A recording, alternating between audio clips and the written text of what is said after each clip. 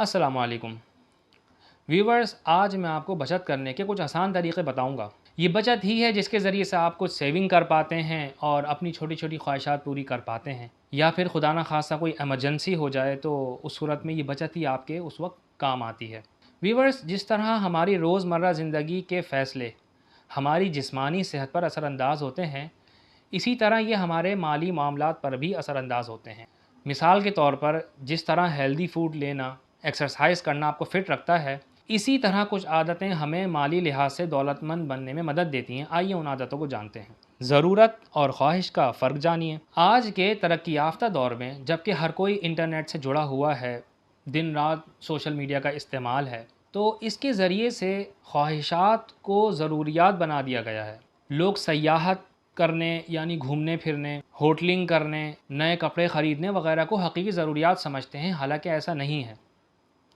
जो लोग बचत करने का जहन रखते हैं वो ख्वाहिशात और ज़रूरियात के फ़र्क को जहन में रखते हैं, और जब कभी ख़रीदारी करते हैं, जहाँ पैसे खर्च करते हैं, तो वह इन चीज़ों को जहन में रखते हैं कि आया ये हमारी ख्वाहिशात में से हैं या हमारी ज़रूरियात में से हैं।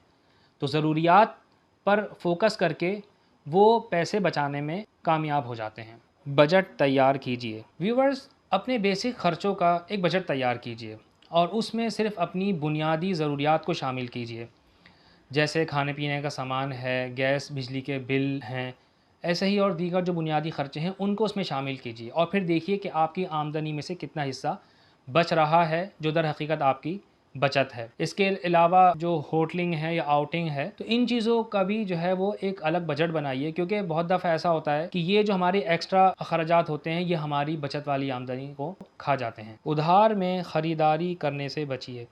व्यूवर्स, ये बात समझना बहुत आसान है कि उधार के ज़रिए या क्रेडिट के ज़रिए ख़रीदारी पर लोग ज़रूरत से बहुत ज़्यादा पैसे खर्च कर देते हैं, जबकि नकद अगर आप अदायगी करते हैं, पैसे दे देते हैं या कोई चेक काट कर दे देते हैं, तो इसके ज़रिए से आपको इल्म होता है कि आपने कितना ख़र्चा किया है। लिहाजा क्रेडिट पर ख़रीदारी करने से बचिए, और आम हालात में भी अपने दोस्तों वगैरह से उधार लेने से बचिए। छोटी छोटी चीज़ों का ख्याल रखिए।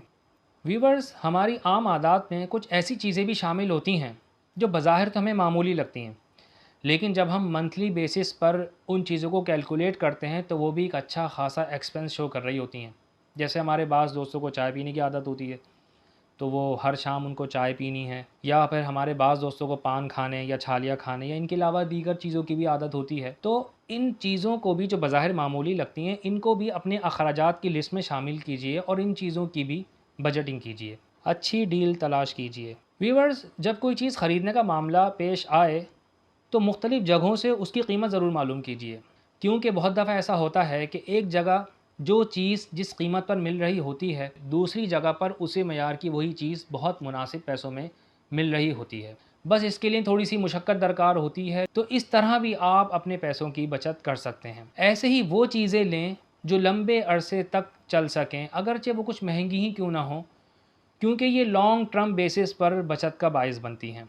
इसी तरह ख़ास त्यौहार पर जो सेल्स लगती हैं, डिफरेंट डिस्काउंट ऑफ़र्स होती हैं, तो उनके ज़रिए से भी, उनसे फ़ायदा उठाते हुए भी आप बचत कर सकते हैं। चादर देखकर पाँव फैलाइए। चादर देखकर पाँव फैलाना, ये उर्दू ज़बान का मुहावरा है, जिसका मतलब है कि अपनी हैसियत के मुताबिक ज़िंदगी गुजारना। ये समझदारी की बात नहीं है कि आप दूसरों को देखकर ज़िंदगी गुजारें। देखें, हर एक का अपना माली लिहाज से स्टेटस होता है, आपका अपना स्टेटस होता है, तो दूसरों को देखकर ज़िंदगी गुजारना ये कोई समझदारी की बात नहीं है।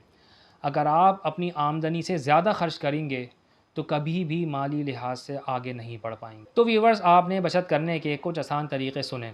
हो सकता है कि इन पर अमल दरामद करना आपको मुश्किल लगे, लेकिन अगर आप बचत करने के अमल को शुरू करना चाहते हैं तो थोड़ी बचत से आगाज़ करें, क्योंकि छोटी तब्दीली को अपनाना मुकम्मल ज़िंदगी बदलने से आसान होता है।